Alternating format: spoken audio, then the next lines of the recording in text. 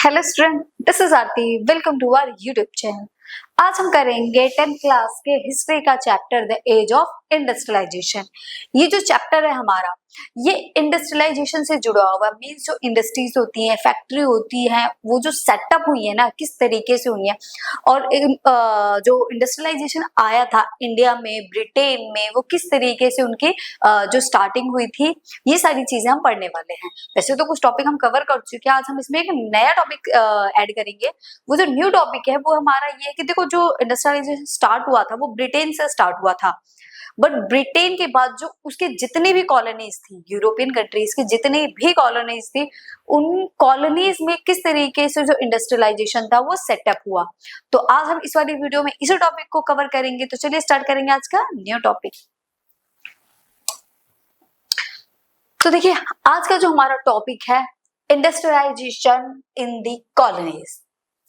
जो ब्रिटेन में इंडस्ट्रियलाइजेशन हुआ था, अब उसी इंडस्ट्रियलाइजेशन का जो इफेक्ट था वो ब्रिटेन की या फिर यूरोपियन कंट्रीज की कॉलोनीज पर क्या इफेक्ट पड़ा था, आज हम इस टॉपिक में इन्हीं सारी चीजों को कवर करेंगे। देखो, India which was one of the colonies of Britain. India खुद भी क्या था? इंडिया खुद भी एक ब्रिटेन की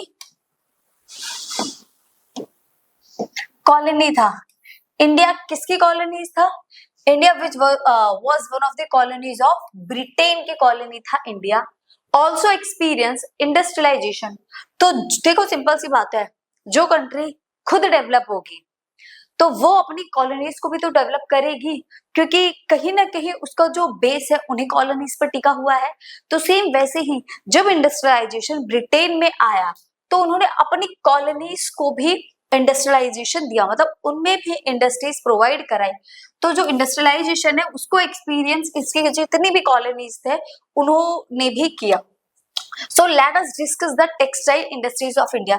तो सबसे जो मेजर प्रोडक्शन हुआ था ना, जो सबसे फर्स्ट नंबर पे कहें जो इंडस्ट्रीज आई थी, तो वो टेक्सटाइल इंडस्ट्रीज थी, कॉटन इंडस्ट्रीज थी। तो आज हम इसमें टेक्सटाइल इंडस्ट्रीज के बारे में स्टडी करेंगे कि जो टेक्सटाइल इंडस्ट्रीज थी इंडिया में during the pre colonial era. तो टेक्सटाइल इंडस्ट्रीज के बारे में करेंगे हम कि इंडिया के अंदर जो टेक्सटाइल इंडस्ट्रीज थी वो किस तरीके से स्टैब्लिश हो रही थी और उन सभी का क्या इम्पैक्ट पड़ रहा था। तो ये है हमारा आज का टॉपिक, जिसको हम बहुत ही डिटेल में आज इस वीडियो में कवर करने वाले हैं। देखिए, फर्स्ट टॉपिक है हमारा the age of Indian textile industries. Britain के बारे में हम स्टडी करेंगे, बट ब्रिटेन से पहले हम इंडिया के बारे में तो स्टडी कर लें कि जो इंडिया था, इंडिया में टेक्सटाइल इंडस्ट्रीज किस तरीके से एक्सपेंड था, किस तरीके से टेक्सटाइल इंडिया के अंदर काम कर रही थी। ब्रिटेन तो, या ब्रिटेन का जो इंडस्ट्रियलाइजेशन था वो तो इंडिया में बाद में आया ना। बिफोर इंडस्ट्रियलाइजेशन इंडिया की जो सिचुएशन थी टेक्सटाइल इंडस्ट्रीज को लेकर वो कैसी थी। तो चलिए देखिए, before the age of machine industries. Before the age of मतलब मशीन इंडस्ट्रीज के आने से पहले, जब ये मशीन इंडस्ट्रीज आई भी नहीं थी, उससे पहले इंडिया में सिचुएशन कैसी थी? Silk and cotton goods, silk और cotton goods from India dominated the international market. Silk और जो कॉटन थे ना इंडिया के, वो इंटरनेशनल मार्केट में डोमिनेट कर रहे थे। कहाँ के सिल्क और कॉटन? इंडिया का सिल्क और इंडिया का ही कॉटन, ये दोनों ही इंटरनेशनल मार्केट में डोमिनेट कर रहे थे। तो सिंपल सी बात है, जब सिल्क और कॉटन इंडिया के इंटरनेशनल मार्केट में डोमिनेट कर रहे हैं तो इट मींस कि उनका जो क्वालिटी है वो बहुत ही बेटर क्वालिटी का होगी। India produce फाइनर varieties of cotton. India का जो कॉटन था ना वो बहुत ही फाइनर, बहुत ही महीन या बारीक वैरायटी का कॉटन था। एंड सिल्क, कॉटन और सिल्क दोनों ही बहुत ही फाइनर, बहुत ही बारीक वैरायटी का कॉटन था। मतलब सिंपल वर्ड में कहूँ तो बहुत ही अच्छी क्वालिटी का कॉटन और सिल्क यहाँ पाया जाता था। Armenia and Persia merchants took the goods from Punjab, Afghanistan, eastern Persia and central Asia. तो सिंपल सी बात है, जहां अच्छी क्वालिटी का कॉटन और सिल्क मिलेगा तो लोग वहीं से तो लेकर जाएंगे। तो इसीलिए अर्मेनिया ही हो गया, पर्शिया हो गया, इनके जो मर्चेंट्स थे ना, पंजाब, अफगानिस्तान, हर जगह यही से सिल्क और कॉटन सप्लाई किया जाता था। पूरे सेंट्रल एशिया, पर्शिया तक, ईस्टर्न पर्शिया तक जो सामान कॉटन और सिल्क जाता था वो ये लोग लेकर जाते थे। मतलब दे कैरी टेक्सटाइल और कैमल्स, वो कैमल्स के बैक पर, मतलब कैमल्स के ऊंट के पीछे रख कर डेजर्ट एरिया को पास करते थे। माउंटेन्स के जो पासिस है उन पासिस से निकलकर वो एक से दूसरी कंट्री में जाते थे। माउंटेन्स के पासिस बने होते ना, तो उन पासिस से वो निकल कर जाते थे। और डेजर्ट एरिया को कौन क्रॉस कराता था? वहां जो कैमल्स होते थे, वो कैमल्स के ऊपर लाद कर वो सामान को दूसरी स्टेट में लेकर जाते थे। The vibrant sea trade operated through the main pre-colonial ports, और कुछ pre-colonial ports भी थे जो सी के थ्रू ट्रेड किया करते थे, जो सी ट्रेड ऑपरेट किया करते थे। वो कौन कौन से थे? देखिए, सूरत ऑन द गुजरात, सूरत गुजरात में coast connected India to gulf and Red Sea ports. जो सूरत था, सूरत, गुजरात, ये रेड सी और जो गल्फ थे इनको कनेक्ट करते थे। मतलब सी पोर्ट के थ्रू क्या किया जाता था? ट्रेड किया जाता था। इंडिया से जो गुड्स थे उनको सप्लाई किया जाता था बाहर। तो सूरत के जो पोर्ट थे वो किससे कनेक्ट थे? वो रेड सी और गल्फ से कनेक्ट थे। Masulipatnam on the Coromandel coast and Hugli in bay of Bengal had trade links with south east Asian ports. Coromandel coast हो गया, हुगली हो गया बे ऑफ बंगाल में, ठीक है, हुगली हो गया बंगाल में, ये सब ट्रेड से लिंक थे साउथ ईस्ट एशियन के पोर्ट्स, ठीक है। इस साइड हो गया ये कोरोमंडल कोस्ट हो गया, हुगली हो गया बंगाल। तो ये सारा इस साइड का जो साउथ ईस्ट एशियन वाला पार्ट था, इन सबको उन्होंने क्या कर रखा था? कवर कर रखा था।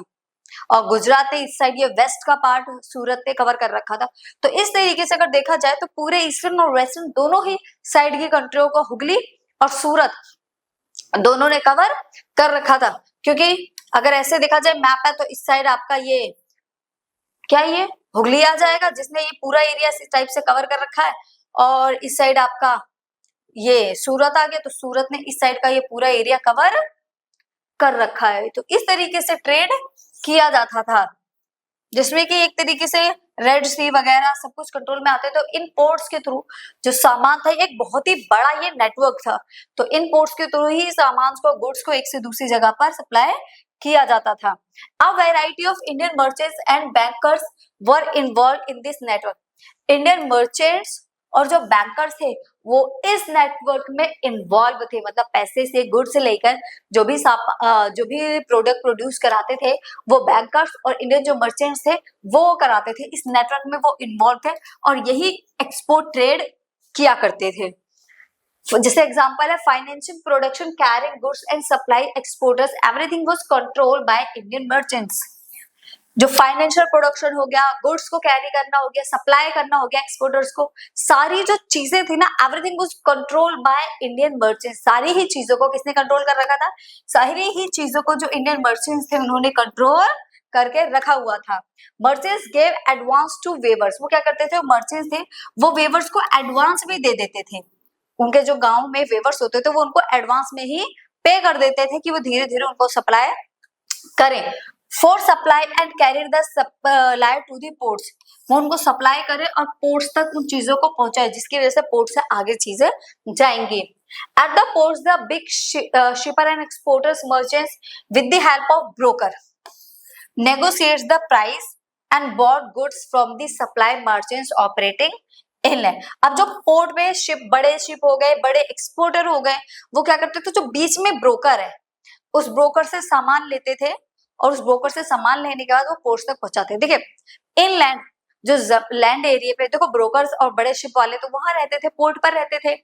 अब जो गांव में वेवर्स है, उन वेवर्स से जो सामान जाता था पोर्ट तक वो कैसे जाता था?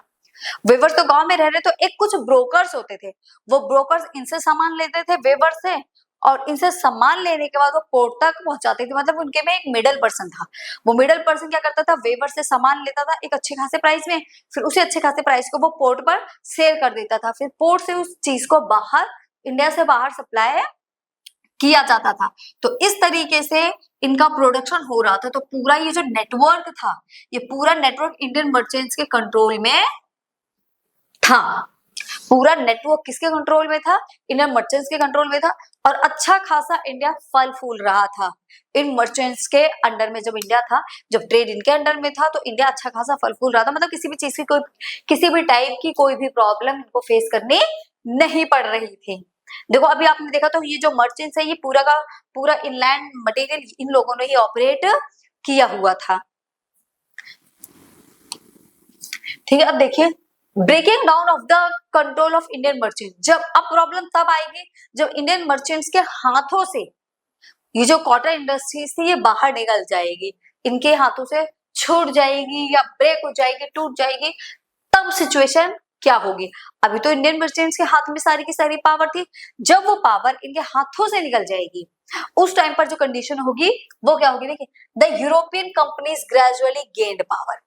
अभी तक हमने क्या समझा? अभी तक हमने ये समझा कि जो इंडिया था, यहाँ बहुत ही अच्छी क्वालिटी का कॉटन और सिल्क पाया जाता था, जो पूरे वर्ल्ड में स्प्रेड था और पूरे वर्ल्ड में ट्रेड किया जाता था। ट्रेड इंडियन मर्चेंट्स कर रहे थे, बैंकर्स भी कर रहे थे। तो अभी तक सारी जो चीजें कंट्रोल में थी ना, वो इंडियन मर्चेंट्स की कंट्रोल में थी। अभी तक यहाँ किसी भी बाहरी पर्सन की कोई भी बात नहीं की गई थी। तो इंडिया अपने आप में एक बहुत ही अच्छा ट्रेडर था, बल्कि इंटरनेशनल मार्केट में उसने अपनी एक अलग ही जगह बनाई हुई थी। प्रॉब्लम्स तो तब क्रिएट होगी जब यूरोपियंस एंटर करेंगे। अब यहाँ पर यूरोपियंस एंटर कर चुके हैं, जो यूरोपियन कंपनीज है उन्होंने इंडिया के अंदर अपनी पावर गेन कर ली है। अब वो आए कैसे? अब डायरेक्ट वो तोड़फोड़ मचाते नहीं हुआ है, चलो चलो हम ट्रेड करेंगे, हटो हटो, इस टाइप से तोड़फोड़ मचाते हुए नहीं है। बहुत ही सॉफ्ट स्पोकन, बहुत ही प्यार से आए हैं। बस ये है ना कि आप किसी ने कहा कि भाई उंगली पकड़ा दो, उंगली पकड़ाई तो उसने आपका पूरा हाथ ही पकड़ लिया और आपका हाथ पकड़ के काट भी दिया। ये वाली सिचुएशन ब्रिटिशर्स के साथ में रही थी। जो भी यूरोपियन कॉलोनीज है उनके साथ में यही था। यूरोपियन जो कंट्री आई ना, उन्होंने क्या करा, भाई थोड़ी सी जगह दे दो, मतलब हल्का हल्का सा खिसकना, इस टाइप से करते हैं ना क्लासरूम वगैरह में भी, हल्का सा साइड हुई, थोड़ी सी जगह दे दे बस बैठने की। आपने उसको जरा सी जगह बैठने की दी, उसने धक्का मार के आपको घेर दिया। तो ये सीन हुआ था यूरोपियन कंट्रीज के आने के बाद। आप हल्की सी उंगली पकड़ा, वो आपका हाथ भी पकड़ेगा और काट भी देगा। तो वही सिचुएशन यहाँ पर हुई थी। देखिए, first they secured a variety of concession from local hoods. अब डायरेक्ट आकर तो आपको ट्रेडिंग से हटा नहीं देंगे ना, तो उन्होंने कहा भाई ऐसा है, देखो हम भी गरीब और तुम भी गरीब, तो हमें थोड़ा सा कंसेशन दे दो, जिसकी वजह से जैसे तुम ट्रेड कर रहे हो ऐसे ही हम भी ट्रेड करेंगे। तुम्हारे यहाँ का जो सामान है बहुत अच्छा सामान है, तो थोड़ा सा कंसेशन हमें दे दो, जिससे हम भी इंटरनेशनल मार्केट में ले जाकर सामान बेच, हमसे ही खरीदेंगे, हमारे ही सामान को इंटरनेशनल मार्केट में वो सेल करेंगे। तो इस टाइप से उन्होंने थोड़ा सा कंसेशन मांगा। बेचारे सीधे साधे लोग इंडिया के, उन्होंने उनको कंसेशन दे दिया। ऐसे कोई जबरदस्ती से नहीं आए थे, वो बहुत ही प्यार से आए थे। तो इंडियंस ने उनको कंसेशन दे दिया ट्रेडिंग के लिए कि ठीक है भैया, दोनों का भला हो जाए, दोनों काम करते रहे। But then they monopoly rights to trade. और जैसे ही उनको कंसेशन मिला, उन्होंने ट्रेड पर मोनोपोली लगा दी कि भैया अब इस ट्रेड में हमारा अधिकार है, तुम्हारा कोई अधिकार नहीं है। This resulted in a decline of the old ports of Surat and Hooghly. अब इसका रिजल्ट ये निकला, जैसे उनको कंस्ट्रक्शन देने का, कि जो हमारे ओल्ड पोर्ट थे ना, ओल्ड पोर्ट सूरत और हुगली, ये दोनों ही डिक्लाइन होते चले गए। जो मतलब यहाँ से ट्रेडिंग हो रही थी वो धीरे धीरे धीरे धीरे कम होनी शुरू हो गई। विच लोकल मर्चेंट हैड ऑपरेटेड, जिसको लोकल मर्चेंट्स ऑपरेट कर रहे थे। The exporters of these ports felt credit began drying up and the local bankers slowly went bankrupt। अब ये जो एक्सपोर्टर्स थे वो पोर्ट्स धीरे धीरे डाउन होने जब पोर्ट से सामान ही नहीं पहुंच रहा है तो पोर्ट्स धीरे धीरे धीरे धीरे डाउन होते हुए चले गए।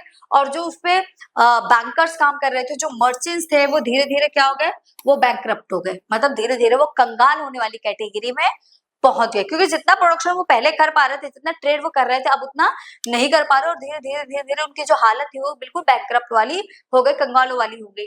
For example, the gross value of trade that pass through Surat fell from 16 million of 3 million. पहले जो प्रोडक्शन होता था इंपोर्ट से, सूरत वगैरह से, वो कितना था, 16 मिलियन होता था। अब ये डाउन होकर कितना हो गया, 3 मिलियन। मतलब देखो कितना ज्यादा डाउन हुआ था। तो इस वजह से उनकी जो सिचुएशन है, बहुत ही खराब सिचुएशन उनकी बन गई थी। आई होप आपको ये चीज समझ आ रही होगा। किसी को कहीं भी कोई भी डाउट होता है ना, तो आप कमेंट करा करो। और ये जो नोट्स हैं, इन नोट्स को प्लीज अपनी नोटबुक में बुक्स लेकर बैठो, अंडरलाइन करो या अपनी नोटबुक में नोट कर लेना। ठीक, अभी देखिए, new ports while Surat and Hugli decay. Surat और हुगली ये जो दोनों ही पोर्ट थे ना, ये डिके हो गए, फेल डाउन हो गए, मतलब खत्म ही समझ लो एक तरीके से। बॉम्बे एंड कलकत्ता ग्रो, दो नए पोर्ट बनाए गए। बॉम्बे और कलकत्ता ये दोनों के दोनों नए पोर्ट बनाए गए जो यूरोपियन कंट्री ने बनाए थे।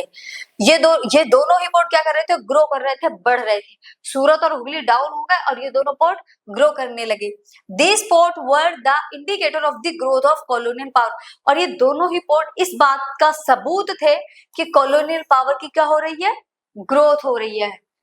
हुगली और सूरत तो डाउन हो गए, बट बॉम्बे और कोलकाता जैसे जैसे बढ़ रहे थे वैसे वैसे जो कॉलोनियल पावर जो यूरोपियन कंट्रीज थी उनकी बढ़ती हुई पावर का ये सबूत भी थे। Trade throughout the new ports came to be controlled by European. अब जब नए पोर्ट्स मैंने बनाए हैं तो उस नए पोर्ट्स पर किसका अधिकार है, सिंपल सी बात है, मेरा ही राइट होगा। तो ये जो नए पोर्ट्स थे किसने बनाए थे, यूरोपियन कंपनीज ने बनाए थे। अब इस नए पोर्ट्स पर जो ये कोलकाता और दूसरा क्या है बॉम्बे, इन दोनों पोर्ट्स पर किसका कंट्रोल था, यूरोपियन कंपनीज का, क्योंकि इन दोनों को ही किसने बनाया था, यूरोपियन कंपनीज ने बनाया था। And was carried in European ships, और वहां पर शिप्स भी कौन से थे, यूरोपियन ही शिप थे। मतलब अब इस पे जो भी काम कर रहे थे वो कौन कर रहा था, वो यूरोपियन कंपनीज ही काम इस पे कर रही थी, कोई भी इंडियंस नहीं था, ट्रेडर्स नहीं थे। इंडियंस थे तो सिर्फ उनके जो पेड वर्कर होते हैं ना वो थे, मतलब काम कर रहे थे यूरोपियंस के लिए वो थे।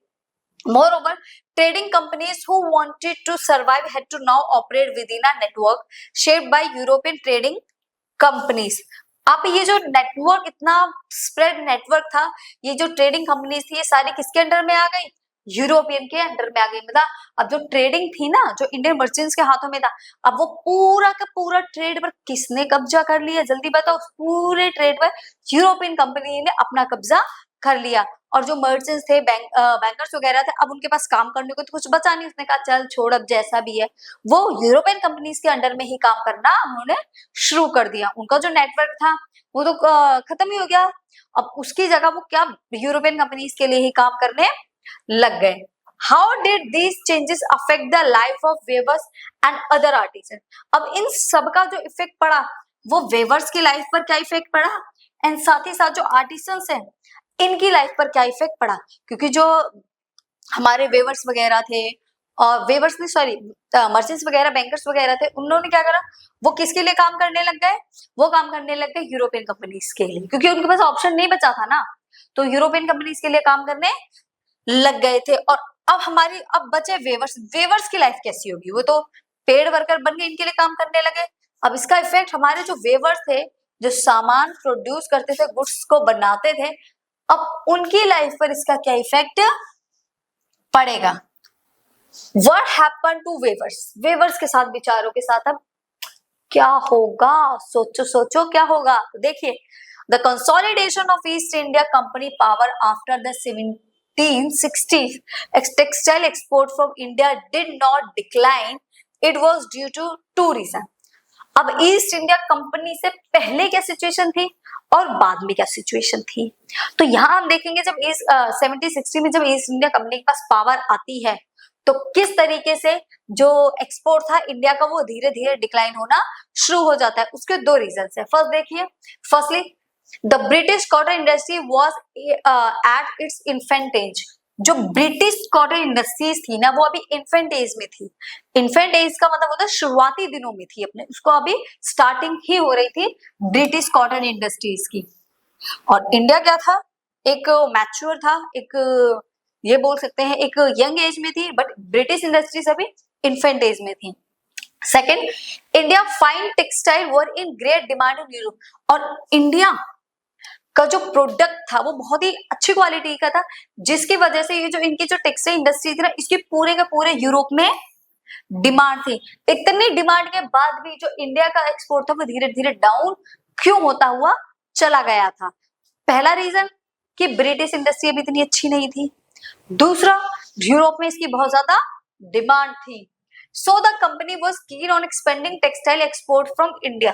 फिर उन्होंने एक्सपेंड किया टेक्सटाइल इंडस्ट्रीज को और बढ़ाया, बट कहां से बढ़ाया, इंडिया से बढ़ाया। ब्रिटिश इंडिया तो कमजोर था अभी, उसकी इंडस्ट्री तो इतनी अच्छी थी नहीं, बट इंडिया की तो थी। तो उन्होंने उसी प्रोडक्शन को इंडिया से बाहर बढ़ाया, उसी प्रोडक्शन को किया, ट्रेड तो किया बट उन्होंने इंडिया से ही किया। तो इंडिया एक तरीके से देखा जाए तो इंडिया बैकवर्ड जा रहा था, बट ब्रिटेन तो आगे बढ़ रहा था। वो जो ट्रेड कर रहे थे बेसिक इंडिया से ही कर रहे थे, बट उसका जो सारा रिजल्ट था वो उन्हीं को तो मिल रहा था। There were mainly two problems that the East India Company confronted. दो प्रॉब्लम आई जब ईस्ट इंडिया कंपनी सामने आई। तो पहली क्या थी? No regular supply of goods for exporters. पहला ये कि रेगुलर सप्लाई नहीं किया जा रहा था एक्सपोर्टर्स को। कैसे? To ensure regular supply of goods for exporter the company established political power in Bengal and Karnataka in the 1760 and 1707। देखिए पहली प्रॉब्लम ये थी कि जब पॉलिटिकल पावर उनके पास में नहीं थी, जब उनके पास में पॉलिटिकल पावर नहीं थी, तो सबसे बड़ी प्रॉब्लम यह है कि वो अपनी मर्जी से कुछ नहीं कर पा रहे थे, सिर्फ ट्रेड ही कर पा रहे थे और रेगुलर चीजों को सप्लाई नहीं कर पा रहे थे। अब उनको ये जरूरत थी कि वो पॉलिटिकल पावर स्टैब्लिश करें। जो कंपनी थी वो पॉलिटिकल पावर में आए बंगाल में और कर्नाटका में। देखो सिंपल सी बात है, जब आपके पास पॉलिटिकल पावर नहीं है तब आप क्या करोगे? तब आप सिर्फ ट्रेड कर सकते हो। ट्रेड में आपका जादू चला था, ट्रेडिंग आपके हाथ में थी, बट पॉलिटिकल पावर अभी भी आपके हाथों में नहीं थी। तो वो ये चाहते थे ईस्ट इंडिया कंपनी के टाइम पर कि 60 से 70 के टाइम में जो पॉलिटिकल पावर है वो भी हमारे हाथों में आ जाए। और एक बार अगर पॉलिटिकल पावर हमारे हाथों में आ गई तो पूरा इंडिया हमारे इशारों पे नाचेगा। Huge competition in the market. The French, Dutch, Portuguese as well as the local traders competed in the market to secure woven clothes. अब प्रॉब्लम ये भी थी वहां पर कि जो वेवर्स थे ना, हम वेवर्स की सिचुएशन समझ रहे, तो यूरोपियन जो कंपनीज थी वो इंडिया में आए और यूरोपियन कंपनीज में फ्रेंच, डच, पुर्तगालीज ये सारे के सारे लोग आए। जब ये सारे के सारे लोग आए तो वेवर्स क्या करते थे? सब डिमांड कर रहे, क्योंकि इस कॉटन की डिमांड पूरे वर्ल्ड में थी तो सब यही कॉटन चाहते थे। वेवर ने कहा ऐसा है भाई, मैं उसी को सामान दूंगा जो सबसे ज्यादा हाई प्राइस लगाएगा। तो क्योंकि कंपटीशन ज्यादा था, पहले तो फ्रेंच, डच, पुर्तगालीज और लोकल ट्रेडर, ये सभी को सामान चाहिए। डिमांड और सप्लाई वाला फॉर्मूला यहाँ पर लगेगा। सामान तो सभी को चाहिए, बट सामान कहाँ है? तो मिलेगा किसको? उसी को मिलेगा जो सबसे ज्यादा इसका मतलब कॉस्ट लगाएगा, या फिर ये कह सकते हैं जो सबसे अच्छा बायर इसका होगा, तो उसी को ये वोवन क्लॉथ्स मिलेंगे। So the weavers and supply merchants could bargain and try selling the produce to the best buyer.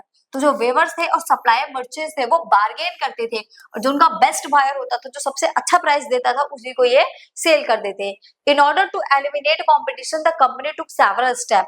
तो जैसे ही ब्रिटिश ईस्ट इंडिया कंपनी ने बोला कि जैसे ही पावर में आएंगे ना, तो हम सबसे पहले तो ये जो कॉम्पिटिशन है इस कंपटीशन को एलिमिनेट कर देंगे, इस कंपटीशन ही हटा देंगे। हमारे अलावा कोई और इस सामान पर किसी का भी राइट नहीं होगा। उससे पहले की सिचुएशन तो ये इतनी खराब थी क्योंकि उनके हाथों में ट्रेडिंग तो थी बट अदर पॉलिटिकल पावर नहीं थी। बट जैसे east India company political power में आए बंगाल और कर्नाटका में, तो उन्होंने सबसे पहले ये जो कंपटीशन था, जो फ्रेंच, डच, पुर्तगालीज का जो कंपटीशन था, सबसे पहले ये कंपटीशन ही एलिमिनेट कर दिया कि हमारे अलावा किसी को सामान एक्सपोर्ट नहीं किया जाएगा। Company establish its monopoly over the right to trade. तो कंपनी ने सबसे पहले अपनी मोनोपोली लगा दी कि ट्रेड सिर्फ हम कर सकते हैं, हमारे अलावा कोई और ट्रेड नहीं करेगा। अब वेवर्स बेचारे यहाँ थोड़े से वो फंस गए। क्या स्टैब्लिश कर दी? मोनोपोली। मोनोपोली का मतलब होता है एकाधिकार। जैसे ये पेन है, अब ये पेन सिर्फ मेरे अलावा कोई यूज नहीं करेगा क्योंकि पेन मैंने बनाया है तो ये सिर्फ मेरा है। तो ये होती है मोनोपोली कि किसी भी एक चीज पर आप अपना अधिकार बना लो तो वो चीज ना तो कोई दूसरा बना सकता है, ना ही कोई इसको यूज कर सकता है। मतलब यूज तो सिर्फ वही करेगा जो आपसे खरीदेगा, बना कोई और नहीं सकता। तो उन्होंने भी ट्रेड पर क्या लगा दी? मोनोपोली लगा दी कि उनके अलावा और कोई भी ट्रेडिंग नहीं करेगा इंडिया में। Over the right to trade it proceed to develop a system of management and control that would eliminate competition। और उन्होंने कुछ ऐसा सिस्टम या ऐसे सिस्टम मैनेज किए, डेवलप किए, जिससे उन्होंने कंपटीशन को पूरी तरीके से क्या कर दिया? एलिमिनेट कर दिया।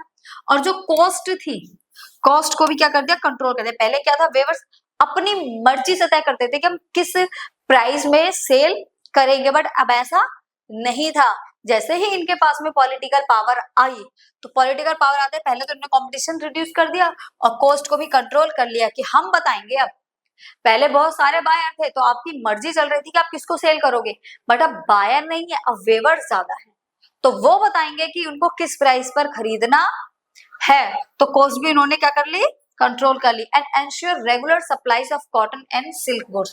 पहले रेगुलर सप्लाईज नहीं थी ना, बट वो अब कॉटन और सिल्क को रेगुलर सप्लाई करने लगे थे, क्योंकि ट्रेडिंग पॉलिटिकल पावर के इनके ब्रिटिशर्स के हाथों में आते ही सारी चीजें इनके कंट्रोल में आ गई थी। पहले इनके कंट्रोल में नहीं थी, बट अब सारी चीजें इन्हीं के कंट्रोल में आ गई।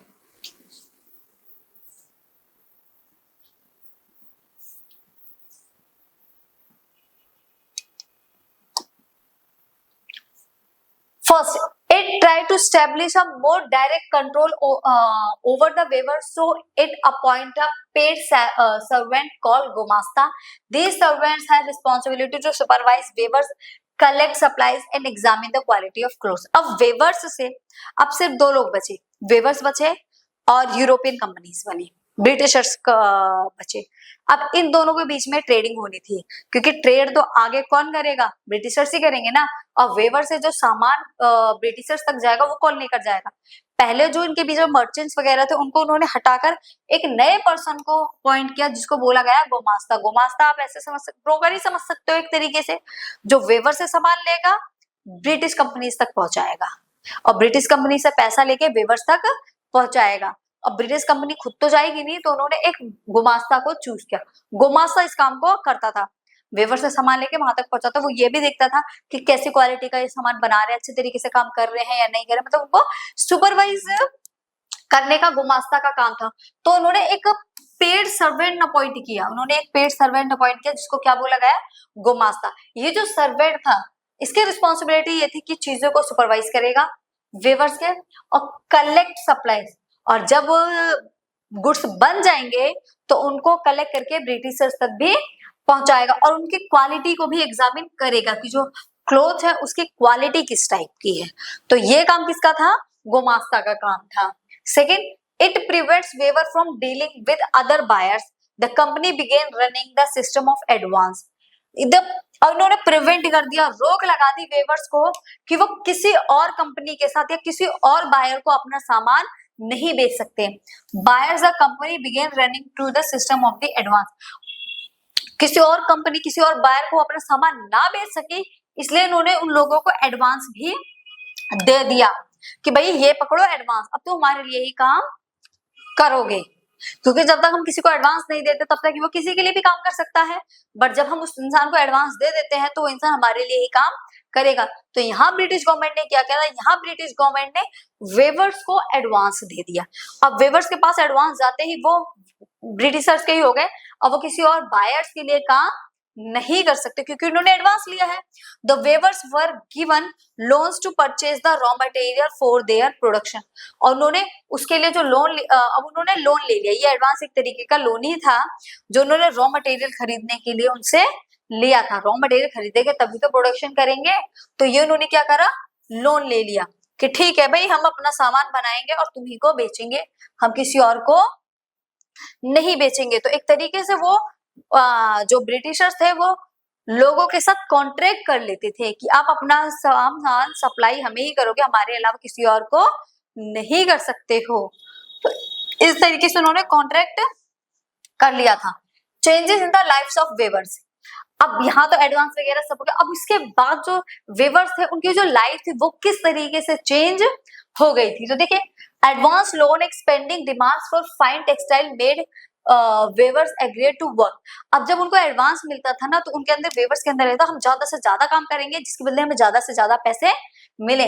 जब उनको एडवांस लोन मिलने लगा तो उनके अब एडवांस लोन मिलने लगा तो डिमांड करने लगे ज्यादा से ज्यादा सामान की। तो यहाँ जो लोग थे वो वेवर्स ज्यादा काम करने लगे, क्या करने लगे, ज्यादा काम करने लगे। Many weavers who cultivated small plots of land, अब इन वेवर्स के पास में छोटे छोटे प्लॉट्स ऑफ लैंड थे जिसपे वो खेती किया करते थे। अब इनको ज्यादा प्रोडक्शन करना है ना, तो ज्यादा प्रोडक्शन के चलते इन्होंने अपने स्मॉल प्लॉट्स ऑफ लैंड पे कुछ लोगों को हायर कर दिया कि भाई तुम हमारे यहाँ खेती कर लो, हम पूरी फैमिली मिलकर क्या करेंगे, इस वेविंग के काम में लगेंगे। तो उस छोटे प्लॉट ऑफ लैंड को उन्होंने किसी दूसरे इंसान को दे दिया। had to lease out of the land and devoted to all their time of weaving। उन्होंने इस लैंड को किसी दूसरे को दे दिया कि आप हमारी जमीन पर खेती करो, हम पूरा टाइम किस में लगाएंगे, वेविंग में। In fact it require the labour of the entire family, और इतनी ज्यादा रिक्वायर बढ़ गई थी लेबर की कि उनकी पूरी फैमिली इस वेविंग के काम में लग गई थी। Soon, however, in many weaving villages, there were reports of clashes between weavers and gumasta. But इन सब चीजों के चलते पूरी फैमिली, बच्चे, उनकी वाइफ, सब लोग इस काम में लग गए थे। बट इसका रिजल्ट ये निकल के आया कि बहुत सारे गांव में हमने ये देखा गया कि जो क्लैशेस देखे गए वेवर्स और गुमास्ता के बीच में। रिपोर्ट्स ये आई कि गुमास्ता और वेवर्स दोनों के बीच में क्लैशेस होने शुरू हो गए थे। अब वो जो क्लैशेस होने शुरू हुए थे वेवर्स और गुमास्ता के बीच में, वो क्यों स्टार्ट हुए थे? देखो सिंपल सी बात है, गुमास्ता थे, ब्रिटिश गवर्नमेंट के लिए काम कर रहे थे, तो वो थोड़ी अपनी मनमर्जी भी चलाएंगे, जिसको मर्जी मार देना, जिसको मर्जी कुछ भी बोल देना, पीट देना और जबरदस्ती उनसे काम करवाना। तो इन सबके चलते ही वेवर्स और गुमास्ता के बीच में क्लैशेस डेवलप हो गए थे। This is because the supply merchants belong to weavers village, whereas गुमास्ता were outsider। और ये सारी चीजें क्यों हो रही थी? क्योंकि जो मर्चेंट्स थे ना, वो उनके गांव के अड़ोसी पड़ोसी हुआ करते थे, तो वो लोगों के साथ मतलब एक रिलेशन में थे, एक संबंध था उनका जो पहले मर्चेंट्स थे। बट अब जो गुमास्ता आए थे, ये गुमास्ता कौन थे? गुमास्ता आउटसाइडर थे, इनको किसी की दुख परेशानी तकलीफ से कोई भी फायदा नहीं था। तो गुमास्ता क्या थे? आउटसाइडर थे। These merchants had close relationship with the weavers because they looked after the needs, used to help weavers in times of crisis। But जो मर्चेंट्स थे वो लोगों की हेल्प किया करते थे, जब भी क्राइसिस का टाइम होता था या किसी भी तरीके की उनको नीड चाहिए होती थी तो उनकी पूरी हेल्प किया करते थे वेवर्स की। बट वेवर्स के बाद अब कौन आ गया? अब आ गए गुमास्ता। और गुमास्ता तो वैसे ही आउटसाइडर थे, उनको किसी भी प्रॉब्लम, किसी भी नीड से कोई भी मतलब नहीं था। वो gumasta had a long term social link, उनका किसी से भी कोई भी सोशल लिंक नहीं था। दे एक्ट एरोगेंटली, वो एरोगेंटली बहुत ही घमंड और गुस्से में बिहेव करते थे। March into village with sepoys and peons and punish were weavers for delays in supplies, often beating and flogging them। अब ये एरोगेंटली बिहेव करते थे, जब भी गांव में मार्चिंग के लिए जाते थे तो अपने साथ पुलिस वगैरह वाले लेकर आते थे कि अगर काम में देरी हुई तो वो लोगों को मारते भी थे, उनको पनिश भी करते थे, उनको पनिशमेंट भी देते थे। कौन? गुमास्ता। कि जब अगर काम टाइम पे काम पूरा नहीं हुआ तो उनको पनिशमेंट दी जाती थी। वैसे तो टाइम मतलब काम को टाइम पे ही करना चाहिए, बट इनकी भी तो प्रॉब्लम देखो, हम मशीनें तो थी नहीं, हाथों से ही करते थे, तो थोड़ा कई कबार जो टाइम वो डिले भी हो जाता था और इनका जो प्रोडक्शन होता था गुड्स वो बहुत ज्यादा बल्क अमाउंट में था, तो कई बार चीजें डिले हो जाती थी। और डिले हो जाता था तो ये लोग उनको मारते भी थे। किसको?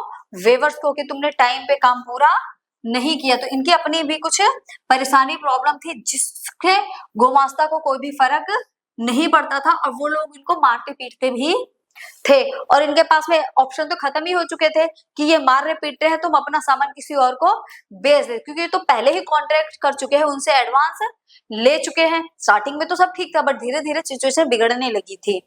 पहले तो उनको लग रहा था कि ठीक है अच्छे से काम करवा लेंगे, बट धीरे धीरे उन्होंने सही से काम करवाना बंद कर दिया। तो इनकी जो वेवर्स की जो हालत थी ना, वो बहुत ही ज्यादा खराब हालत हो गई थी। Problem face by weaver. अब कौन कौन सी प्रॉब्लम्स वेवर ने फेस करी थी? तो देखिए, the weavers lost the shapes of bargain for price and sell to different buyers. पहले ये बायर जो थे, वेवर्स जो थे, वो बार्गेन करते थे प्राइस, हम इतने दामों पे देंगे, इतने दामों पे देंगे। अभी जो बार्गेन वाला ऑप्शन था ना, ये तो पूरी तरीके से खत्म ही हो गया था, क्योंकि अब इनके पास डिफरेंट बायर्स नहीं थे। अब एक ही बायर था जिसको इन्हें सेल करना ही करना था, चाहे हंसी से दे चाहे रोकड़ दे। They used to receive miserably low price for the company।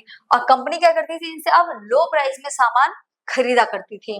Furthermore, the loans they had accepted tied them to the company। और इन्होंने लोन भी एक्सेप्ट कर लिया था, मतलब एडवांस ले लिया था, तो उनके साथ एक तरीके से कॉन्ट्रैक्ट कर लिया, जिसकी वजह से किसी और बायर्स को ये सामान भी बेच नहीं सकते। तो यहाँ इनकी हालत बहुत ही ज्यादा बुरी हो चुकी थी। इनके पास ऑप्शन बच्चे ही नहीं थे।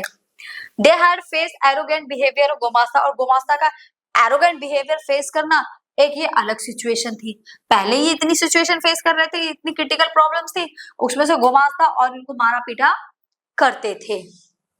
इसी के चलते अब वेवर्स ने क्या करना शुरू कर दिया, इसका रिजल्ट ये निकला migration in many places in Karnataka and Bengal, कि लोग माइग्रेट ही कर गए, गांव छोड़कर भाग गए कि भैया हम इस गांव में नहीं रहना, बहुत दुखी कर लिया इन्होंने। अब पहले ये आधार कार्ड तो था नहीं, क्योंकि पकड़ लिया जाओगे, तो दूसरे जाकर गांव में जाकर ये लोग काम करने लग गए थे। तो इन लोगों ने क्या करना शुरू कर दिया, माइग्रेट करना शुरू कर दिया। मैनी प्लेसेस में ये लोग क्या कर गए, माइग्रेट कर गए, कर्नाटका बंगाल छोड़ छोड़ के कहीं और चले गए। Desert villages and migrated to other village, desert छोड़ छोड़ के कहीं और गांव में ये लोग चले गए थे। रिवॉल्ट, कुछ लोगों ने तो रिवॉल्ट किया। Elsewhere, weavers along with the village traders revolted opposing the company and its officials.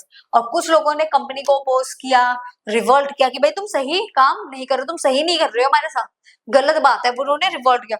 और कुछ लोगों ने रिफ्यूजल ऑफ द लोन, जो लोन उन्होंने लिया था, कहता भाई ऐसा अब हम लोन पे नहीं करेंगे, हम लोन पे नहीं करेंगे। Over time many weavers began refusing loans, अब हम ओवर टाइम भी नहीं करेंगे और तुम्हारा लोन भी नहीं देंगे। Closing down their workshop and taking to agriculture labour, उनका हम काम ही नहीं कर रहे, जाओ ना लोन देंगे ना काम करेंगे, वेवर्स का काम ही हम छोड़ दे रहे हैं, हम तो अपना एग्रीकल्चर का काम करेंगे। कुछ लोगों ने हाथ कटवा लिए अपने कि लो हमारे हाथ ही कट जाएंगे, अब कैसे काम करवाओगे। तो ये सिचुएशन थी किसकी, वेवर्स की। माइग्रेट कर गए लोगों ने, दूसरे गांव में जाकर काम शुरू कर लिया, ढूंढते रहो अब कहाँ ढूंढोगे। रिवॉल्ट कर दिया, लोन देने से मना कर दिया, कुछ के हाथ कट गए कि हम ना काम नहीं करेंगे, तुम्हारा काम नहीं करेंगे, ठीक है। और कुछ लोग एग्रीकल्चर में इंक्लूड हो गए, ये वेविंग का काम छोड़कर किसमें लग गए, एग्रीकल्चर में लग गए। तो देखिए ये एक फेज था, ये एक फेज हमने अभी तक कवर किया है, जिसमें हमने स्टार्टिंग से ये देखा कि जो ब्रिटिश, पहले तो इंडिया बहुत अच्छा था, कॉटन और सिल्क में बहुत अच्छे से चल रहा था, बट जैसे ही यहाँ पर यूरोपियन कंपनीज आई, बट जैसे ही कॉटन और सिल्क में अच्छा खासा था, पूरे वर्ल्ड में इसकी ही सप्लाई थी, सब लोग आते थे, सामान लेकर जाते थे, ट्रेडिंग अच्छी बड़ी चल रही थी। बट जैसे यूरोपियन कंपनीज है, इन्होंने कुछ कंसेशन वगैरह मांगा और दे भी दिया, तो धीरे धीरे धीरे उन्होंने अपनी जड़ों को यही मजबूत कर लिया। ईस्ट इंडिया कंपनी जब नहीं थी तो उन्होंने अपने हाथों में ट्रेडिंग को तो पूरा अपने कंट्रोल में ले लिया था, बट पॉलिटिकल पावर उनके हाथों में नहीं आई थी। बट आफ्टर वॉर, एक वॉर हुई थी और आफ्टर उस वॉर के बाद में इनके हाथों में पॉलिटिकल पावर भी आ गई थी। अब पॉलिटिकल पावर इनके हाथों में आते सबसे पहले तो इन्होंने कंपटीशन बंद कर दिया, कि जो लोगों के बीच में कंपटीशन हो रहा था, जैसे फ्रांस, पुर्तगीज, लोकल मर्चेंट्स, इनके बीच में कंपटीशन, उन्होंने कंपटीशन बंद कर दिया कि हमारे अलावा ट्रेड कोई और नहीं कर सकता, ट्रेड को सिर्फ और सिर्फ कौन करेगा, हम ही कर सकते हैं ट्रेड, हमारे अलावा और कोई भी पर्सन ट्रेड नहीं करेगा। अगर किसी ने ट्राई भी करा तो उसको पनिशमेंट दी जाएगी। कॉस्ट को रिड्यूस कर दिया उन्होंने, कॉस्ट को कंट्रोल कर लिया, कि जैसे वेवर्स पहले देखो क्या था, अब सिंपल सी बात है, डिमांड ज्यादा है, सप्लाई कम है, तो वो अपनी मनमर्जी बार्गेन करके सामान को सेल करेगा, बोली लगाएगा। बट अब क्या था, उन्होंने इस चीज को भी खत्म कर दिया कि जब कंपटीशन में कोई नहीं है, तो जब एक पर्सन जो है, आपको उसी को सामान को सेल करना पड़ेगा। फिर वेवर्स की सिचुएशन के बारे में हमने पढ़ा, वेवर्स की बहुत ही खराब सिचुएशन हो गई थी, क्योंकि वो अपना सामान अपनी मर्जी से नहीं बेच पा रहे थे, उन्हें ब्रिटिशर्स के अकॉर्डिंग सामान अपना सेल करना था। गुमास्ता उनके पीछे लगा दिए गए थे, जो उनको ये देख रेख करते थे कि इस काम भी कर रहे हैं या फिर काम नहीं कर रहे। फिर इन दोनों के बीच में क्लैशेस देखने को मिले, लड़ाई झगड़े देखने को मिले गुमास्ता और वेवर्स के बीच में। फिर इससे दुखी होकर लोग गांव छोड़कर चले गए, कुछ ने रिवॉल्ट किया और कुछ लोगों ने क्या किया, कुछ लोगों ने अपने हाथ को कट कर लिया, बोला हम तो भैया ना लोन देंगे, हम काम ही नहीं करेंगे, हम काम ही छोड़ रहे हैं वेविंग काम, तो अपनी खेती में काम करेंगे। तो इस तरीके से सिचुएशन चल रही थी। ये था हमारा इंडस्ट्रियलाइजेशन ऑफ द कॉलोनीज। एक इसका दूसरा एस्पेक्ट है मैनचेस्टर ऑफ इंडिया। ये तो हमने अभी तक यहाँ चीजें करी, अब हमारा Manchester comes to India. Manchester क्या था, मैनचेस्टर एक होता है कॉटन इंडस्ट्रीज का हब, जो कि ब्रिटेन में था। कॉटन इंडस्ट्रीज का हब, हब का मतलब होता है किसी एक चीज के बहुत सारी शॉप का होना, या किसी एक चीज की बहुत सारी फैक्ट्री का एक ही जगह पर होना, या ये बोल सकते हो कि जैसे सारी फैक्ट्रियां एक ही जगह पर, बहुत सारे टाइप की फैक्ट्री, तो हम बोल सकते हैं कि वो फैक्ट्री का हब है, ठीक है। तो उसी टाइप के जो मैनचेस्टर था, ब्रिटेन में एक जगह का नाम है मैनचेस्टर। अब मैनचेस्टर उठ के इंडिया कैसे आ गया? इंडिया मैनचेस्टर नहीं आया था, बट जैसे वहां फैक्ट्रियों का हब था, इंडस्ट्रियलाइजेशन का हब था, वैसे ही अब इंडिया में बनने वाला था। तो इसलिए बोला गया है कि मैनचेस्टर कम्स टू इंडिया, मतलब इंडस्ट्रियलाइजेशन, जो ब्रिटेन का इंडस्ट्रियलाइजेशन था वो वहां से उठकर अब इंडिया में आ रहा था। अब वो वहां से इंडस्ट्रियलाइजेशन उठकर इंडिया में कैसे आया? तो देखिए, इन 1772 में एक हेनरी पटोलो थे, इन्होंने कहा a company official had venture to say that the demand for Indian textile could never reduce since no other nation produce goods to the of the same quality. इन्होंने ये लाइन बोली थी, जो हेनरी पोटोलो थे, इन्होंने एक लाइन बोली थी कि जो डिमांड इंडिया के टेक्सटाइल इंडस्ट्रीज की है ना, जो इंडिया के कॉटन की जो डिमांड है उसको कभी कोई खत्म नहीं कर सकता। क्यों नहीं खत्म कर सकता? कि जिस क्वालिटी का प्रोडक्ट, जिस क्वालिटी का कॉटन इंडिया में प्रोड्यूस होता है ना, कॉटन और सिल्क, वो पूरे वर्ल्ड के किसी भी देश में इस क्वालिटी का कॉटन और सिल्क प्रोड्यूस नहीं हो सकता। ये सिर्फ और सिर्फ कहाँ प्रोड्यूस हो सकता है? इंडिया में प्रोड्यूस हो सकता है। तो ये वाली जो बात बोली थी वो हेनरी पोटोलो ने बोली थी 1772 में, कि जो कॉटन सिल्क इंडिया में प्रोड्यूस है इस टाइप का तो पूरे वर्ल्ड के किसी भी नेशन में नहीं हो सकता। मतलब एक तरीके से उन्होंने बहुत ही अच्छी क्वालिटी का सिल्क और कॉटन इंडिया का बताया था, बट चीजें इसके अपोजिट हुई। चीजें क्या हुई? Yet by beginning of the 19th century के स्टार्टिंग में ही the textile export from India began to decline। जैसे कि इन्होंने बोला कि कभी डिक्लाइन नहीं होगा, कभी रिड्यूस नहीं होगा, but textile exporters from India began to decline. But India का जो एक्सपोर्ट था वो धीरे धीरे डिक्लाइन होना शुरू हो गया। अब भाई क्यों हो गया? इन्होंने कहा इतनी अच्छी क्वालिटी है, तो क्या क्वालिटी खराब हो गई थी? जो क्रॉपिंग ग्रो हो रही थी कॉटन की, उसकी क्वालिटी खराब हो गई थी क्या, जो डिक्लाइन हो गया? नहीं, ऐसा तो नहीं हुआ था, बट फिर क्यों ऐसा हुआ? तो चलिए वही चीजें समझेंगे आज हम इस वाले टॉपिक में।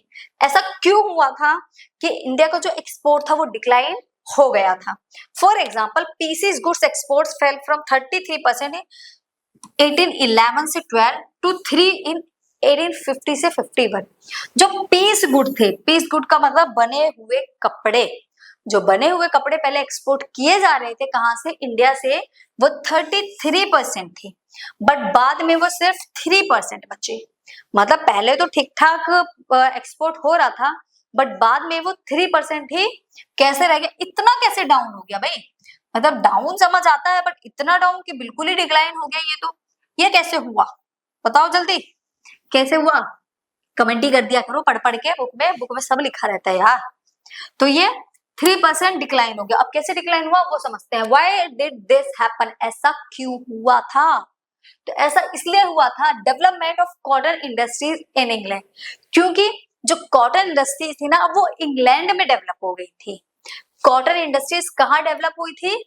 इंग्लैंड में डेवलप हो गई थी। अब इंग्लैंड में कॉटन इंडस्ट्रीज लगी है, वहां प्रोडक्शन चल रहा है, अब वो अपना सामान बेच रही है पूरे वर्ल्ड में, और यहाँ से इंडिया का सामान जा रहा है। क्वालिटी किसकी अच्छी है? इंडिया की अच्छी है। मैं भी सामान सेल कर रही हूँ, आप भी सामान सेल कर रहे हो, मेरे प्रोडक्ट की क्वालिटी अच्छी है, आपके प्रोडक्ट की क्वालिटी मतलब एवं ही है, तो किसका सामान ज्यादा बिकेगा? जल्दी बताओ। ऑब्वियसली मेरा ही बिकेगा, तो लोग मेरा सामान खरीदेंगे ना। अब मैं क्या चाहूंगी कि, और आप क्या चाहोगे कि मेरा सामान खरीदे? नहीं ना। तो आपने ये बोला अपनी गवर्नमेंट को कि भाई ऐसा है, इंडिया का सामान एक्सपोर्ट करना बंद कर दो। इंडिया से जो क्वालिटी आ रही है लोगों को समझ आएगा ना, ये बेकार, ये अच्छी क्वालिटी, तो हम कौन सी लेंगे? हम अच्छी क्वालिटी लेंगे, बेकार को हम नहीं लेंगे। तो उन्होंने अपनी गवर्नमेंट से कहा कि ऐसा है, इंडिया से सामान एक्सपोर्ट करना बंद कर दो, ना लोगों को पता चलेगा अच्छी और बेकार क्वालिटी का, तो सिंपल सी बात है, हमारे बच्चा तो हमारा ही सामान खरीदेंगे। तो ब्रिटेन में जब इंडस्ट्रियलाइजेशन हुआ तो ये चीज भी हुई, उन्होंने इंडिया के प्रोडक्शन को एक्सपोर्ट करना बंद कर दिया। तो ब्रिटेन के अंदर जो सामान सेल हो रहा था वो ब्रिटेन की इंडस्ट्रीज का ही था। As cotton industries develop in England, जब इंडस्ट्रीज डेवलप हुई इंग्लैंड में, industrial groups began pressurising the government. तो इंडस्ट्रियल जो ग्रुप था उन्होंने गवर्नमेंट पे प्रेशराइज किया to impose imports duty on cotton textile in order to protect Manchester goods could sell in Britain without facing any competition from outside. तो उन्होंने कहा हम ऐसा चाहते हैं, ब्रिटेन में हमें अपना सामान, मैंने अपना सामान बनाया अपने ही देश में, मुझे उस सामान को सेल करना है। तो मैं जब सामान सेल करना चाहूँ तो मैं किसी भी टाइप का कोई भी कंपटीशन नहीं चाहती। मैंने गवर्नमेंट से बोला कि देखो भैया ऐसी बात है, मुझे किसी भी तरीके का कोई भी कंपटीशन नहीं चाहिए।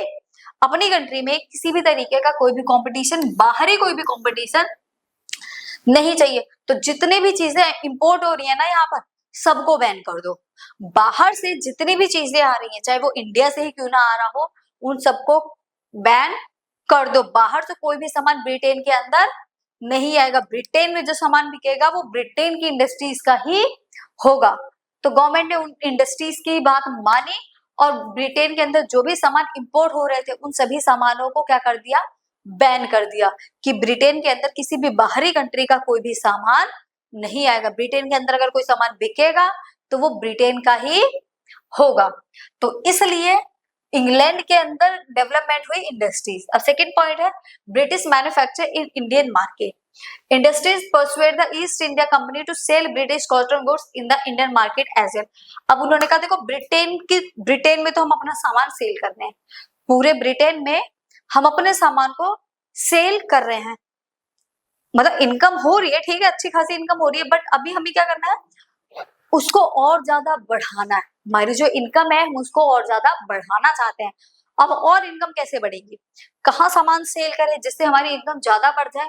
उन्होंने कहा अब हमें सेल करनी चाहिए कहाँ कहाँ का, कॉलोनीज में, जो यूरोपियन कंपनीज की कॉलोनीज थी, हम अपना सामान अब वहां सेल करेंगे। जैसे कि इंडिया भी ब्रिटेन की कॉलोनी था ना, तो हम अपना सामान कहाँ सेल करेंगे, ब्रिटेन में। तो उन्होंने ईस्ट इंडिया कंपनी को बोला ऐसा है कुछ करो जिसकी वजह से हम अपना सामान यहाँ पर सेल कर पाए। तो ईस्ट इंडिया कंपनी ने कहा ठीक है भाई तुम सामान लेकर आओ, मैं देखती हूँ यहाँ पर क्या करना है। तो ईस्ट इंडिया कंपनी ने क्या करा, वहां मशीनों के बने प्रोडक्ट थे और इंडिया में हाथों के बने प्रोडक्ट थे। तो जो मशीनों के बने प्रोडक्ट ब्रिटेन से इंडिया में आ रहे थे ना, उसका प्राइस लो था। अब इंडियन पीपल्स को क्या पता कि उनको अपनी कंट्री का खरीदना है बाहर का, उन्होंने इकोनॉमी वगैरह से उनको क्या लेना देना, उन्हें तो लग रहा भैया ये 500 का ये 100 का, तो हम तो 100 वाला खरीदेंगे, हम क्यों 500 रुपए वेस्ट करें। तो लोगों ने मशीनी प्रोडक्ट को बाय करना अपनी फर्स्ट प्रायोरिटी रखा, क्योंकि उनका जो पैसा जा रहा था ना वो कम जा रहा था, कम दामों में उन्हें अच्छा प्रोडक्ट मिल जा रहा था। तो ब्रिटेन का जो प्रोडक्ट था वो इंडिया में आया और इंडिया में भी लोगों ने उसको बाय करना शुरू कर दिया। तो East India Company to sell British cotton goods in Indian market as well. फिर ब्रिटिश जो कॉटन गुड्स थे ना वो इंडियन मार्केट में भी सेल होने शुरू हो गए। Increase the cotton piece goods import, exports of British cotton goods increase dramatically in the early 19th century. तो इसका जो एक्सपोर्ट था ना ब्रिटिश कॉटन गुड्स का, वो बढ़ने लगा, बहुत ज्यादा बढ़ने लगा। कब, 19th सेंचुरी में। अब कॉटन क्यों बढ़ने लगी, जो कॉटन गुड्स थे वो ड्रामेटिकली 19th सेंचुरी से कैसे बढ़ने लगे, बिल्कुल मतलब एकदम से कैसे वो बढ़ने लगे। तो क्यों, देखिए एग्जांपल क्या है, import of cotton piece goods increased from imports of 31% by 1815 and over 50% by 1870। पहले ये 31% था 1815 में, फिर ये 15% बढ़ गया 1870 में। तो क्यों बढ़ गया, क्योंकि डिमांड बढ़ रही थी पूरे वर्ल्ड में। अब इसी की सिर्फ डिमांड थी, हर कोई चाहता था इसके गुड्स को खरीदना, तो इसलिए इसकी जो डिमांड थी 19th सेंचुरी में वो बहुत ही ज्यादा हाई बढ़ चुकी थी।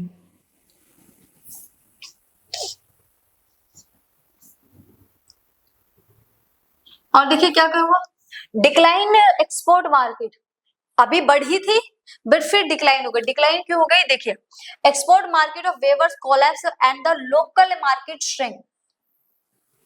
पहले तो बढ़ा, उन्होंने कहा भैया ठीक है अभी हमारे मार्केट में सामान लिया है कोई बात नहीं हम झेल लेंगे, बट जो इंडिया की मार्केट थी ना, export market of weavers collapse, India की जो एक्सपोर्ट मार्केट, देखो ब्रिटेन का तो एक्सपोर्ट और इंपोर्ट दोनों ही बढ़ा, ब्रिटेन का एक्सपोर्ट और इंपोर्ट बढ़ा, बट इंडिया की जो मार्केट थी ना वो कोलैप्स हो गई, मतलब खत्म हो गई, श्रिंक हो गई, छोटी हो गई, being glutted due to the import of Manchester goods. क्यों हुआ, इंडिया की मार्केट क्यों खत्म हो गई और क्यों श्रिंक हो गई, क्योंकि मैनचेस्टर जो गुड्स थे ना वो इंडिया में आने लगे थे, मशीनी गुड्स इंडिया में आने लगे थे, जैसा कि मैंने भी बताया। अब सिंपल सी बात है ना, इंडिया का सामान कौन खरीदेगा, जिसको सस्ते दामों में चीजें मिल रही हैं, क्या वो महंगे दाम वाली चीज खरीदेगा, नहीं खरीदेगा ना। तो इसीलिए इंडिया की मार्केट धीरे धीरे खत्म होनी शुरू हो गई। उन्होंने कहा ठीक है मार्केट नहीं है, अब हम रुई बेचेंगे, सीधा कॉटन को ही एक्सपोर्ट करेंगे हर जगह। Huge competition for machines made goods. अब मशीन मेड गुड्स, हैंडमेड वो गुड्स, वेवर्स का जो सामान था वो और मशीन मेड गुड्स, इनमें कंपटीशन होने लगा, तगड़ा competition. Weaver could not easily compete with the imported cotton goods produced by machine as these goods were cheap। Indian जो मर्चेंट्स थे ना, जो वेवर्स थे, वो इसको बिल्कुल भी compete ही नहीं कर सकते थे क्योंकि यहाँ पर इंडस्ट्रीज नहीं थी, यहाँ पर सिर्फ गुड को इंपोर्ट किया जा रहा था। मशीन मेड गुड्स थे, वो किस तरीके से उसको compete करते, वो उनको अगर प्राइस भी कम करते तो कितना, 500 की जगह 300 कर देते, उन्होंने तो पहले ही 100 रखा हुआ है, उससे कहाँ डाउन जाएगा। तो वो मशीन गुड्स को compete ही नहीं कर सकते थे, जिसकी वजह से उनके मार्केट धीरे धीरे पूरी तरीके से खत्म हो गए। Insufficient supply by the 1860 the weavers had to face the new problem. और जो वेवर्स थे 1962 ने एक नई दिक्कत और फेस करनी पड़ी, एक न्यू प्रॉब्लम उन्हें और फेस करनी पड़ी। अब वो जो न्यू प्रॉब्लम उन्हें फेस करनी पड़ी वो क्या थी, they could not gate sufficient supply of raw cotton of good quality. वो रॉ कॉटन भी सप्लाई नहीं कर पा रहे थे। पहले उनको लगा ठीक है भाई हम पीस ऑफ गुड सप्लाई नहीं कर पा रहे हैं, जो बना प्रोडक्ट उसको सप्लाई नहीं कर पा रहे हैं, तो हम रॉ कॉटन अच्छी क्वालिटी का है तो हम रॉ कॉटन को सप्लाई करेंगे। अब रॉ कॉटन हम खरीदेंगे, हम उसको सप्लाई करेंगे, but exorbitant price of raw cotton. Exorbitant का मतलब होता है एकदम से बहुत ज्यादा प्राइस हो जाना। अब रॉ कॉटन का भी प्राइस इतना ज्यादा हो गया कि ना तो वो अपने गुड्स बनाने के लिए खरीद पा रहे थे और ना ही उसको सेल करने के लिए खरीद पा रहे थे। तो एकदम से रॉ कॉटन प्राइस बढ़ने का क्या रीजन था, और रीजन ये था America civil war. Britain America से भी कॉटन लेता था, तो अमेरिका के अंदर क्या स्टार्ट हो गई, सिविल वॉर स्टार्ट हो गई थी। जब अमेरिका में सिविल वॉर स्टार्ट हो गई तो उनने कॉटन की सप्लाई को कट कर दिया कि भाई हम कॉटन नहीं दे पाएंगे, हमारे यहाँ लड़ाई चल रही है। अब अमेरिका कह रहा है, या अमेरिका ने मना कर दिया कि हम कॉटन नहीं देंगे, हमारे यहाँ लड़ाई चल रही है। ब्रिटेन कह रहा है यार अब ऐसे तो हमारा काम खराब हो जाएगा कि वो तो रुई कॉटन ही नहीं दे रहा, अब हम कहाँ से कॉटन लें। तो इंडियन देखो, ओ इंडिया के पास है, इंडिया के पास कॉटन है, अब सारी सप्लाई वहीं से होगी। caused an increase in the exports of raw cotton for India to Britain। अब इंडिया से सारा जो कॉटन था वो कहाँ जाने लगा, ब्रिटेन जाने लगा। तो इंडिया में कॉटन तो इंक्रीज हुआ, सारा का सारा कहाँ गया, ब्रिटेन। ब्रिटिशर्स के लिए तो ठीक था, बट इंडियंस के लिए प्रॉब्लम क्रिएट हो गई। क्यों प्रॉब्लम्स क्रिएट हो गए, क्योंकि जो प्राइस थे ना रॉ कॉटन के वो बहुत ज्यादा रोज हो गए rapidly. So weavers were forced to buy raw cotton at high price. अब वेवर्स उसको खरीद ही नहीं पा रहे थे। क्यों नहीं बाय कर पा रहे थे, क्योंकि उसके जो प्राइस थे ना वो बहुत ही ज्यादा हाई प्राइस हो गए थे। पहले क्लोथ्स नहीं सेल कर पा रहे थे और अब हाई प्राइस की वजह से वो कॉटन बाय नहीं कर पा रहे थे। Beginning of factories production by the end of the 19th century factories in India began production flooding the market with machine goods, thus it become difficulty to weavers to survive। अब एक नई problem और आ गई 19th century में, factories open होने लगी। पहले तो सिर्फ सामान को सप्लाई किया जा रहा था, गुड्स को सप्लाई किया जा रहा था, इंपोर्ट करके सेल किया जा रहा था, और वो फैक्ट्री की फैक्ट्री उठ के इंडिया में आ गई। मतलब ब्रिटिशर्स ने फैक्ट्री ही इंडिया में कर ली, कह रहे लाना ले जाना कौन करेगा, हम इंडस्ट्रीज ही यहीं लगा देते, यही बनाएंगे यही बेचेंगे। तो ब्रिटिशर्स ने क्या करा, इंडिया में फैक्ट्रीज को ही सेटअप कर दिया। अब वेवर्स का जो बचा कुचा काम भी था ना वो भी खत्म गया।